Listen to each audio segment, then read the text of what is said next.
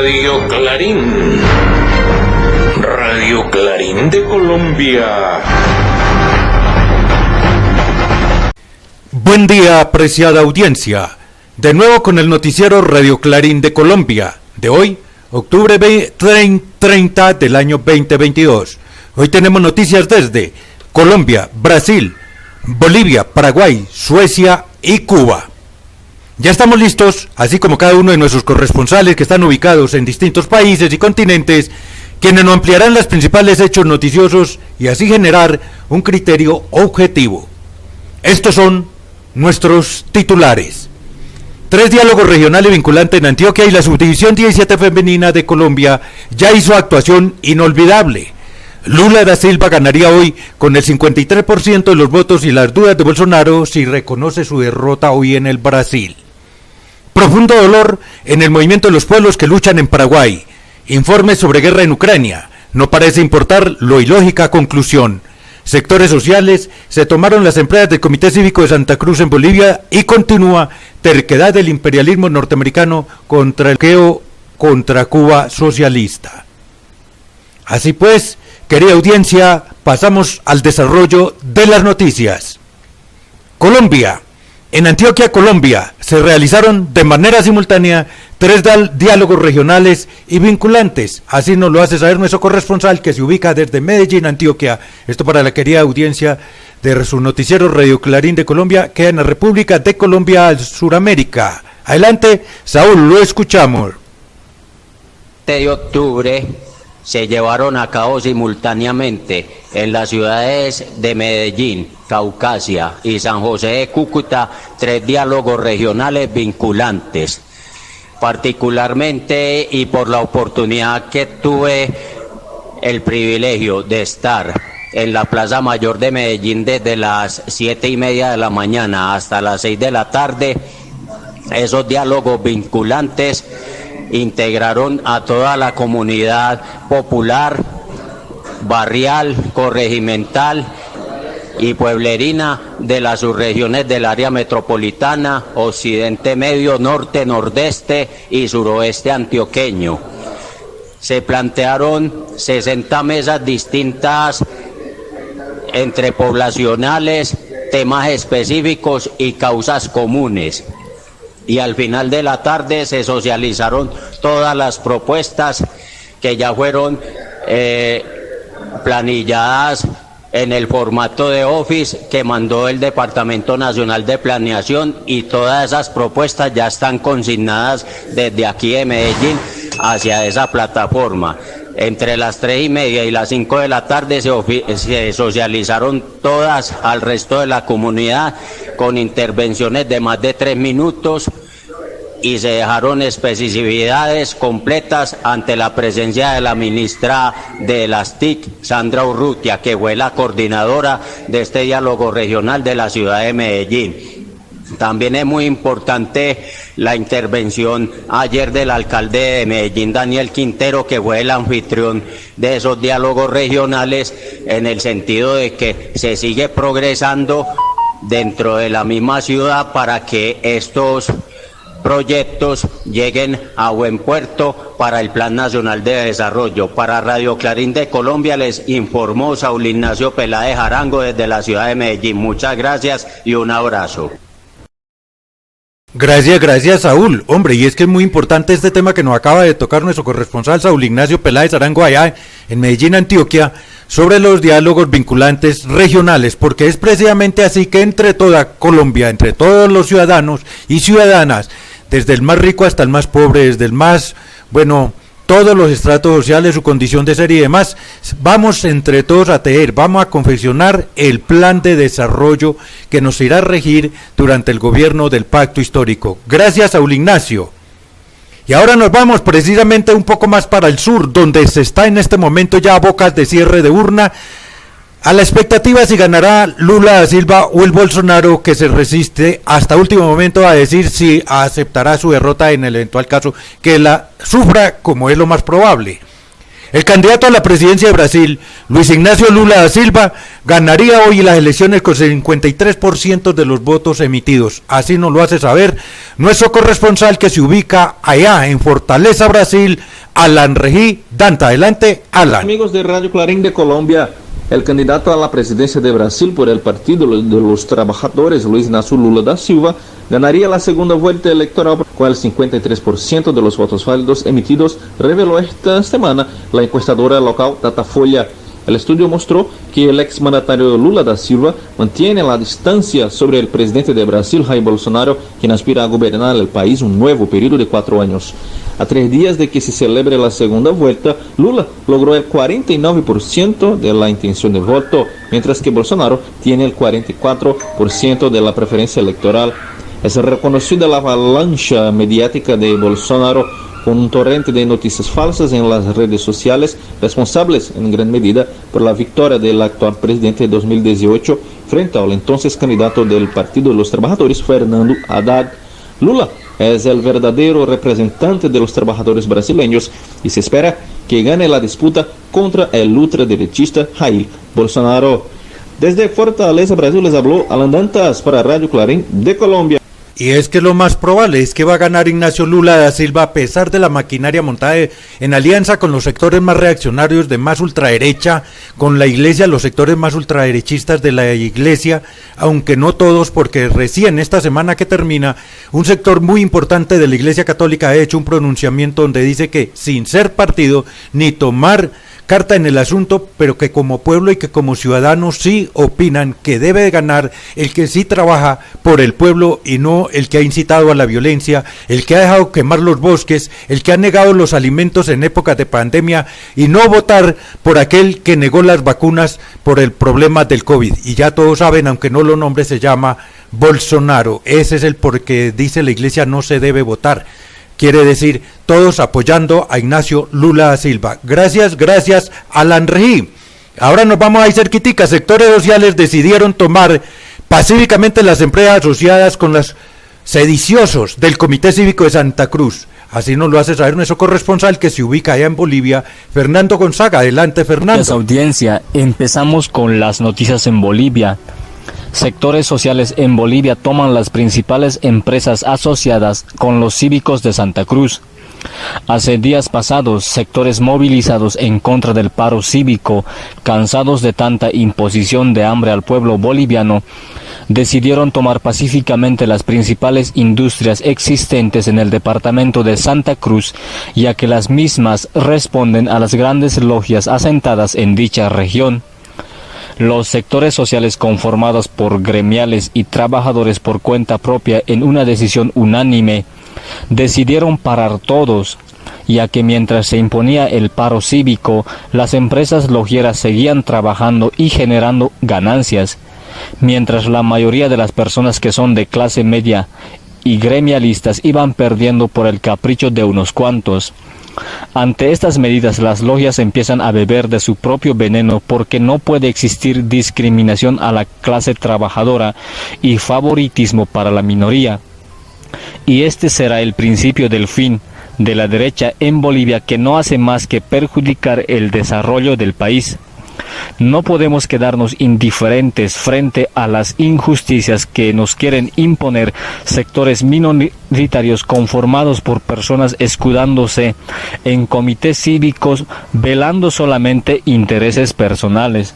Desde Bolivia para Radio Clarín de Colombia, les habló Fernando Gonzaga. Gracias, Fernando. Y es que es verdad, en ese pataleo de la ultraderecha, por no reconocer que han perdido en democracia hace muchos días, pues precisamente lo que ellos están haciendo es aplicando en el mismo elixir de su desvanecimiento, y que se van a acabar y se van acabando, como se va a acabar hoy ese fortaleza también del imperialismo norteamericano en Brasil al ganar Lula da Silva, porque lo más probable hoy es el ganador en Brasil, Lula da Silva. Y así continuamos ahí cerquitica. Gracias, Alan Regi. Con la caída en combate del comandante Osvaldo Villalba del Ejército del Pueblo Paraguayo en Paraguay, embarga en profundo dolor al movimiento de los pueblos que luchan. Esto nos lo hace saber desde Chile nuestro corresponsal Enrique Sainz. Adelante, Enrique. Alternativa, Radio Clarín de Colombia. En esta oportunidad No hablaremos sobre los hechos ocurridos en Chile, sino sobre nuestro pueblo hermano de Paraguay. Hace algunos días, América Latina se enteró de la caída en combate del comandante Osvaldo Villalba, del Ejército del Pueblo Paraguayo, de Luciano Argüello. Este hecho embarga en un profundo dolor al movimiento de los pueblos en lucha, por cuanto son vidas de combatientes que han entregado lo mejor de sí por la liberación de sus pueblos y de la clase trabajadora. La justa lucha del pueblo paraguayo y de quienes asumen la lucha armada se da en un país que ha sido incapaz de barrer con la herencia fascista y represiva oligárquica de un Estado proveniente de una de las dictaduras más crueles que haya existido en América Latina. Se da también en una sociedad donde la oligarquía concentra el poder político, económico, de la tenencia de la tierra, de tal forma que un porcentaje considerable de la población es sometida a vivir en condiciones indignas e inhumanas. Es en este mismo estado el que mantiene la prisión política como forma permanente de represión, donde uno de los casos más emblemáticos es el secuestro de Carmen Villalba, que aún se mantiene prisionera. Vaya para el pueblo heroico de Paraguay, para sus organizaciones en lucha, todo nuestro apoyo en su lucha por la liberación nacional y popular. Honor y gloria para el comandante Osvaldo Villalba. Desde Chile, para Radio Clarín de Colombia, les habló Enrique Sáenz. Patria o muerte. Gracias, Enrique. De verdad que es sensible la nota, porque cada vez que asesinan, desaparecen a un líder social, es retroceder con la historia, porque la formación de un líder social, un defensor de los derechos humanos, ha costado demasiados años, esfuerzo, sudor y sangre, para que desaparezca así de un momento a otro. Gracias, Enrique Sáenz. Continuamos ahí cerca, no nos podemos retirar precisamente acá de la parte sur de nuestro continente americano. Seguimos con Brasil. La duda si Bolsonaro va o no a aceptar los resultados que se den el día de hoy, pues según lo ha manifestado hasta el último momento, es que no reconocerá. Es más, comentan por ahí que el fin de semana se reunió con militares allá en los comandos, en las guarniciones, como esperando que le dieran un guiñe de ojo para él postergar las elecciones a otro momento que le sea más favorable. Así nos lo hace saber nuestro corresponsal Bruno Lima Rocha. Adelante, Bruno. Seguimos con el acompañamiento de las elecciones generales en Brasil. Estamos a menos que 3 días de las elecciones y su resultado final. Lo que todavía no se sabe qué grado de reacción va a tener el bolsonarismo y el clan Bolsonaro y sus aliados más duros, más consecuentes, si pierden las elecciones. Este es un dato importantísimo porque esta semana mismo tuvimos en el domingo un atentado a tiros en contra de la Policía Federal por un hecho político de tipo de agendamiento de la ultraderecha, con la prisión de un exdiputado federal apoyador de Bolsonaro. La semana empieza con otra fake news que hubieron la manipulación política a partir de la no inserción comercial de emisoras de Noreste y del Norte de los apoyos a Bolsonaro, que son temas legales. El presidente hizo una maniobra arriesgada en el miércoles y después hizo un recule y dijo que va a la Suprema Corte, capaz yo que sé que va a hacer. Por lo tanto, uno no sabe, según los resultados del domingo, si Bolsonaro va a aceptar o no. Para Radio Clarín de Colombia les habló Bruno Lima Rocha. Gracias Bruno. Y efectivamente, sí, la preocupación es latente y no solamente para los brasileros, para los hermanos del Brasil, sino para todo el continente, porque el progreso emancipador en el continente americano avanza y es un proceso emancipador que está yéndose mucho más allá de la frontera del continente americano. Nos vamos ahora por ahí cerca a miles de kilómetros, sí, nos vamos hasta Suecia.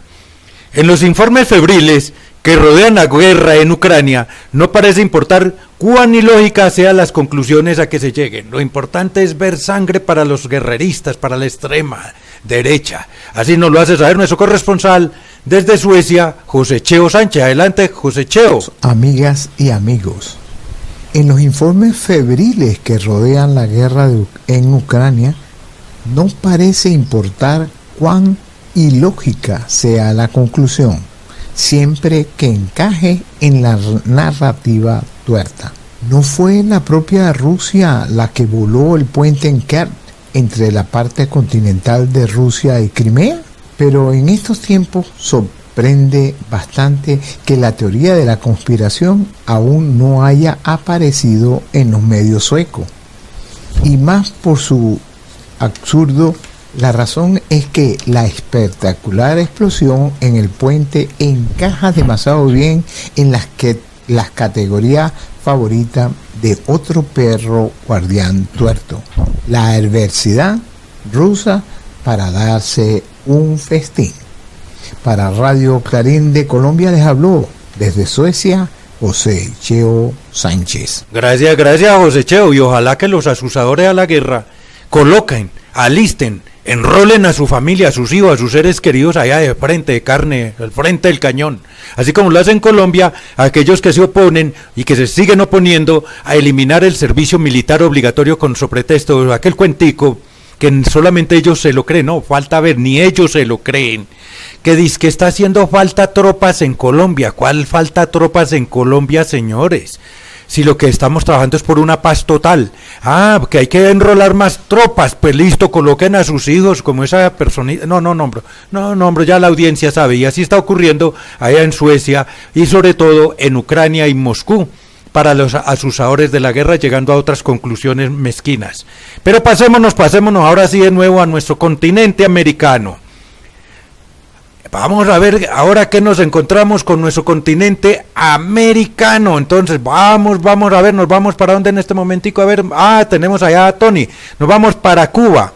La guerra de Estados Unidos contra Cuba, que lleva ya 63 largos años de rotundo fracaso del imperio contra la isla socialista de Cuba, y que sus planes siguen vigentes, montan oficinas, fachadas de fundación en Argentina. Oiga, esto es el colmo, donde supuestamente tenemos un gobierno progresista y prestándose para esto, no teniendo en cuenta ya el señor Alberto Fernández, de que muy pronto se está quedando solo también. Lástima de los que apoyamos. Así nos lo hace saber nuestro corresponsal Tony López desde La Habana, Cuba. Días, audiencia. La conspiración de Estados Unidos contra Cuba, que lleva 63 años fracasada, desde invasiones, cientos de ataques piratas desde la costa norte y sur, 636 intentos y planes para asesinar al glorioso e invicto comandante en jefe Fidel Castro, el financiamiento, entrenamiento y armamento de las bandas contrarrevolucionarias en Las Villas, Camagüey, Pinar del Río, Matanzas y zonas de La Habana entre los años 60 y 67 fueron derrotadas. Hoy sus planes siguen vigentes y montaron oficinas en la Argentina cuyos nombres como fachada de organizaciones no gubernamentales son Asociación Civil Crono, y que recibió $80.000 de la Fundación Nacional por la Democracia, oficina financiada por la CIA, la que junto a la llamada Cultura Democrática, que recibe financiamiento de la Open Society Foundation del magnate Soros, han creado una llamada plataforma política para el cambio del régimen en Cuba. La dirección estratégica está en manos de los senadores y políticos Marco Rubio, María Elvira Salazar, Francis Suárez, Carlos Trujillo, Máximo Álvarez y Cristina Arreaga. Además, la oficina del gobernador Ron DeSantis, todo respaldado por el gobierno del presidente Biden. La dirección ejecutiva y el plan de acción están a cargo de Marcel Felipe, Rosa María Paya Martínez y Álvaro Alba. Esta estructura contrarrevolucionaria basa sus acciones en campañas publicitarias pagadas a los medios 14 y medio, Cibercuba, Cubita Now, Diario Cuba, Periódico Cubano, Cubanet, El Toque periodismo de barrio y de estornudo. Aquí, amigos oyentes, tienen a los agresores que hoy financian y dirigen acciones a través de los medios de Miami y que están llamando a la violencia. Para Radio Clarín de Colombia, desde La Habana, Cuba, les habló Tony López. Gracias, Tony. Y regresamos a mi querida Colombia, sí señores. Independiente a los resultados que se den en esta emisión, o sea, el día de hoy de su noticiero Radio Clarín de Colombia, la subdivisión 17, aquella de que por ahí la liga dijo que no, que eso era amateur, que no valía la pena invertirle, pero que hoy están pagando los horrores precisamente en las redes sociales y todo el mundo le está enrostando en su cara ese desacierto de los disparados de las grandes ligas, de aquellos que deciden quién gana, porque inclusive ellos son los que dicen qué partido y qué jugador es el que debe meter los goles. A pesar de todo eso, ya han hecho una actuación inolvidable y así nos lo hace saber nuestro corresponsal que se ubica en Medellín, Colombia, allá desde Antioquia, el departamento de Antioquia, Saúl Ignacio Peláez. Adelante, Saúl. Audiencia, un abrazo especial. Independiente del resultado que se dé al momento de la edición de este noticiero Radio Clarín de Colombia, la selección sub-17 femenina de Colombia ha hecho una actuación inolvidable en este campeonato mundial de fútbol para esa categoría. Es la primera vez que un equipo de fútbol muy bien conformado, muy bien entrenado por Carlos Paniagua y con unas jugadoras que han hecho un trabajo aceptable en todas las líneas, ha logrado un hito impresionante para el fútbol femenino de Colombia, que si bien es un fútbol aún amateur, ha logrado en los últimos años muchos reconocimientos y muchos logros a pesar de la sociedad en donde vivimos, que se les ha subestimado muchísimo. Y sobre todo el mensaje es muy claro para los dirigentes de la Federación Colombiana de Fútbol y para el Ministerio del Deporte, que hay que apoyar mucho más esta práctica deportiva del fútbol, no solo para los hombres, sino también para las mujeres. Y es digno de resaltar ese poderío que mostraron en los últimos partidos de este Mundial Sub-17. Para Radio Clarín de Colombia, les habló desde la ciudad de Medellín, Saúl Ignacio Peláez Arango. Muchas gracias. Hombre, de verdad, Saúl Ignacio, con aquel cuentico de que son una amateur, que no sé eso que traduce, porque me disculpa, querida audiencia de su noticiero Radio Clarín de Colombia, poco o nada manejo los términos del deporte, pero por el tono con que lo dijo el de las grandes ligas en Colombia, cuando se trataba de enviar esta selección por allá a otro país a competir, con el tono que lo dijo, pues como que es de menosprecio, como que es de estrato -0, lo dio a entender el tipo ese, que hoy se estará avergonzando hasta de su propia familia. Gracias, Saúl Ignacio Peláez.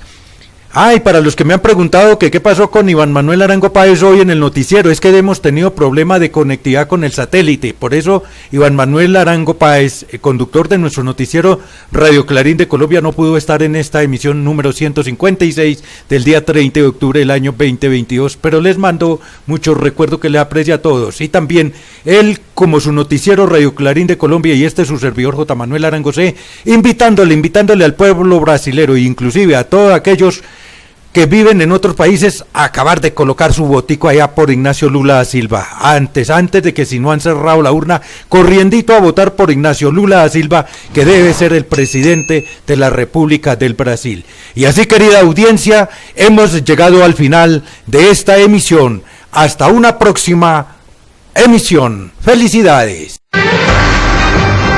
Radio Clarín. Radio Clarín de Colombia.